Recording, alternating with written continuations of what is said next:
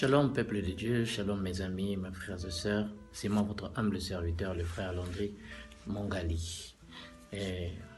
Alors, en ce jour, j'ai un message très bref et très court pour vous.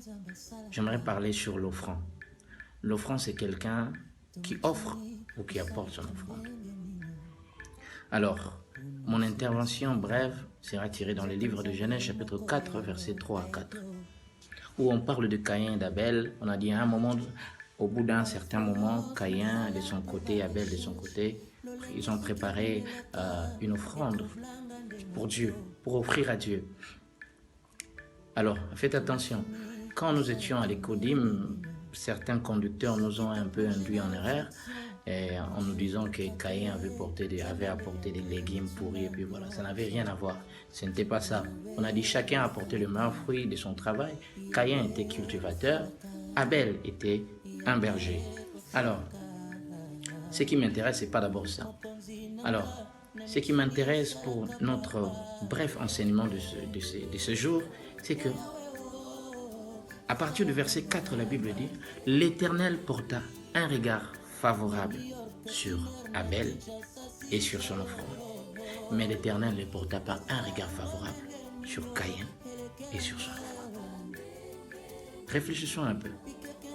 Pourquoi la Bible n'a pas commencé en disant « Intéresse vraiment Dieu » Est-ce l'offrande ou l'offrande?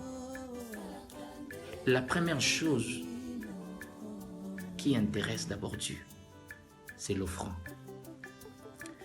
Car lorsque l'offrande est agréée, son offrande sera automatiquement agréée ou agréable à Dieu.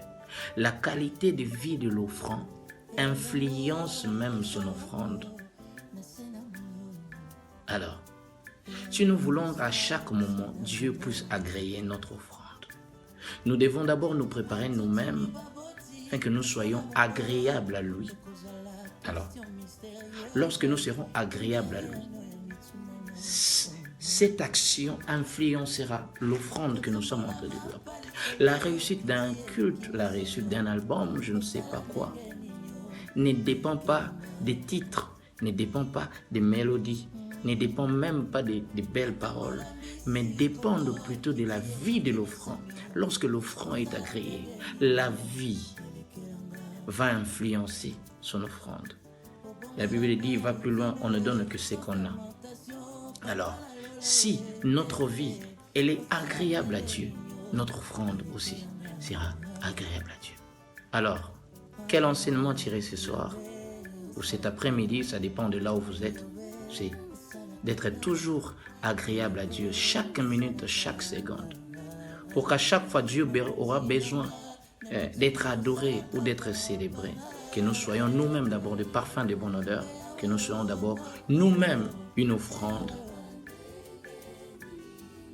afin que nous, offrandes ou offrants, que nous puissions influencer l'offrande. Laisse que Dieu vous bénisse